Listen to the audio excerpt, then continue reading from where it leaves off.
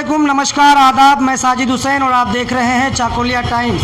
आज जो मेहमान हमारे साथ जुड़े हैं वो किसी परिचय के मोहताज नहीं, ग्वालपोखर 2 ब्लॉक भारतीय जनता पार्टी के कद्दावर नेता एवं विधानसभा कन्वेनर जनाब शंभू मंडल जी।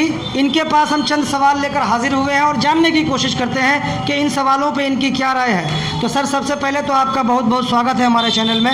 और स्वागत करते हुए मैं आपसे सबसे पहला सवाल कर रहा हूं सर कि 2014 से पहले जब हमारे देश के माननीय प्रधानमंत्री नरेंद्र मोदी जी चुनाव रैलियों में अक्सर ये कहा करते थे कि अच्छे दिन, और नीचे से आवाज़ आती थी कि आएंगे। कहाँ आए सर? अच्छे दिन आए। देखिए, अभी जो है सबसे बड़ा मुद्दा अभी चीन लेके है। तो चीन में क्या हुआ, आज का जो न्यूज़ है, चीन 2 किलोमीटर पीछे हट गया।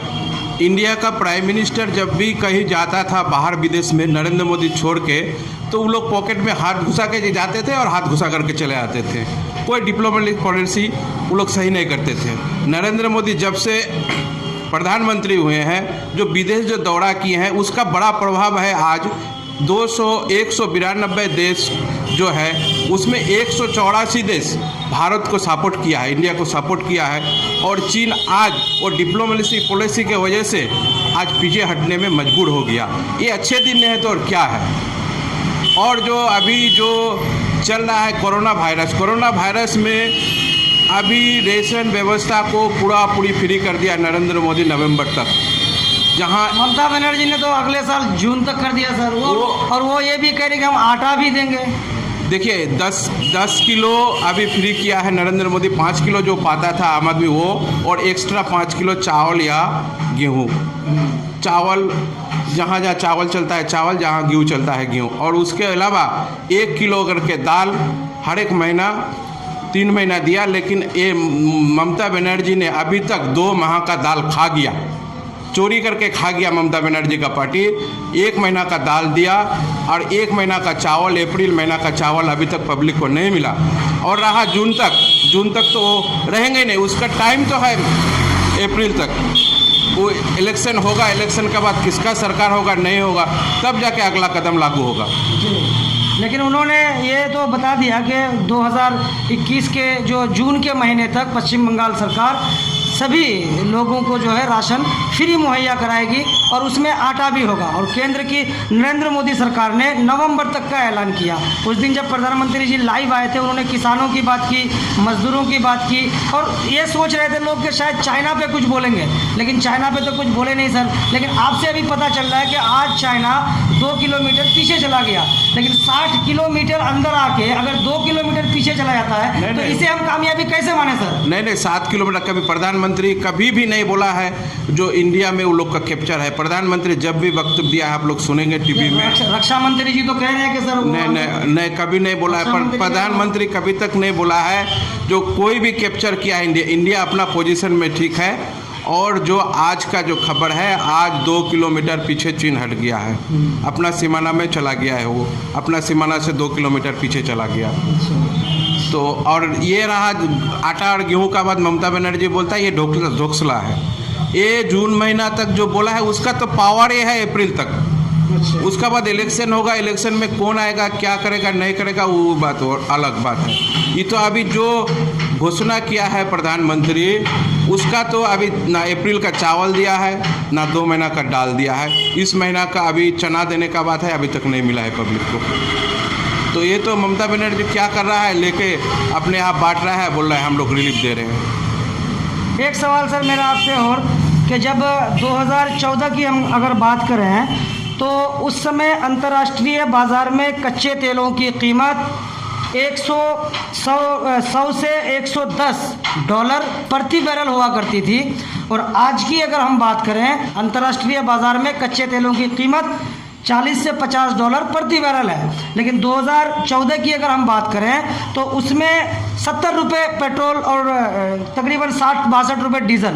तो उस पर काफ़ी इसको इतना गरमाया गया था मुद्दे को कि पूरे देश में पेट्रोल डीजल चल रहा था। लेकिन आज जब कच्चे तेल की कीमत 42 डॉलर पर बैरल है और आज भी हमें 82 रुपये 56 पैसे अगर पेट्रोल ख़रीदना पड़ता है सर, क्यों? देखिए, सबसे पहला बड़ा बात है, आपको एक बात मैं याद दिला दूँ, 17 नवंबर 2013 में पेट्रोल का दाम 84 रुपया था। आदमी भूल गया, हम लोग याद दिलाने के लिए ये बात बोल दिए। और रहा पेट्रोल का दाम, अभी पेट्रोल का दाम बेसिक उसका प्राइस है 34 रुपया, 13 रुपया सेंट्रल प्रॉफिट, 30 रुपया स्टेट प्रॉफिट, 6 रुपया डीलर प्रॉफिट, और अभी कुल मिला के दाम हो गया 83 रुपया। अगर कोई स्टेट बोलता है जो पेट्रोल का दाम ज़्यादा हो गया तो वो स्टेट 30 रुपया अपना लेना छोड़ दे। ममता बनर्जी जो इतना नाटक करता है, जो पेट्रोल का दाम बढ़ गया, कहीं आंदोलन करता है, क्या है तो वो 30 रुपया छोड़ दे, पब्लिक को बता दे। केंद्र सरकार भी एक्साइज ड्यूटी पे बढ़ाती जा रही है। केंद्र रुपया, हम तो बोल रहे 13 रुपया है। 2014 में 8 से 10 रुपये हुआ करता था, अभी 20 से 22 रुपया है। वो तो देखिए हर एक इसका बात है। अभी देखिए इतना जो रिलीफ दे रहा है, जिसमें अभी प्रधानमंत्री बोला 80 करोड़ आदमी को फायदा मिलेगा राशन व्यवस्था से, उसमें 90 करोड़ रुपया खर्चा आएगा। तो 2, 4, 5 रुपया पेट्रोल में ज़्यादा लेता है तो आदमी को तकलीफ होता है। और 5 का सिगरेट 20 में पी लिया, 50 का दारू 200 में पी लिया, उसमें कोई तकलीफ नहीं है। लेकिन राशन फ्री में चाहिए, पेट्रोल फ्री में चाहिए। पैसा लेने में तकलीफ नहीं है, देश को ही पैसा जा रहा है। लेकिन जब 70 रुपये पेट्रोल हुआ करता था और आप ही कह रहे थे कि दिल्ली में बैठी सरकार, निकम्मी सरकार, 70 रुपये पे पेट्रोल हम क्यों खरीदेंगे, और आज जब लिया जा रहा है तो आप उसका पैसा देश को जा रहा है। देश को तो पैसा तो देश को ही जा रहा था सर। पहले देखिए, पहले कितना बड़ा घोटाला था, एक से बढ़कर एक। टेलीकॉम घोटाला था, आपको क्या कॉमन लेंथ घोटाला था। सब कांग्रेस अभी क्या है, आधा जेल में है, आधा बेल में है। तो ये लोग तो घोटाला करके आज प्रधानमंत्री 5 साल प्लस 1 साल 6 साल हो गया। आप किसी भी एमएलए एमपी को घोटाला में देखे हैं? किसी भी एमपी को, किसी भी मंत्री को? तो मोदी है, ना खाएंगे ना खाने देंगे। अच्छा, इस बात पे आप लोग कायम हैं? इस बात पे हम लोग कायम है, ना खाएंगे ना खाने देंगे। इसीलिए मिग्रेंट्स की अगर हम बात करें सर, अभी लॉकडाउन पीरियड में देखिए माइग्रेंट्स की हालत आपने देखी? नहीं, माइग्रेंट्स के लिए देखिए, माइग्रेंट्स के लिए हर एक स्टेट जिम्मेवारी है। जो स्टेट अपना जिम्मेवारी लिया है वो स्टेट देखिए माइग्रेंट ठीक है। आप पश्चिम बंगाल बोलता है माइग्रेंट नहीं लाएंगे, हम ट्रेन नहीं मंगाता है। वहाँ पे रेल मंत्री बोलता है कि आप ट्रेन लीजिए, आपका लेबर ले जाइए, वो तो लेता नहीं है। जहाँ माइग्रेंट अपना स्टेट, उत्तर प्रदेश अपना स्टेट को लेके आया, ट्रेन से नहीं हुआ, बस से भाड़ा करके लाया।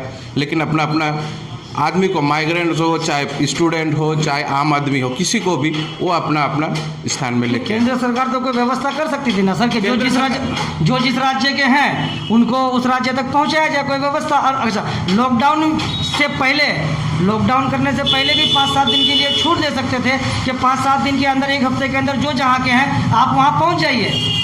नहीं, देखिए लॉकडाउन ऐसे परिस्थिति में हुआ, क्या देखिए विदेश से सबको लेके आया फ्री में, सबको प्लेन में बाय प्लेन फ्री लेके आया।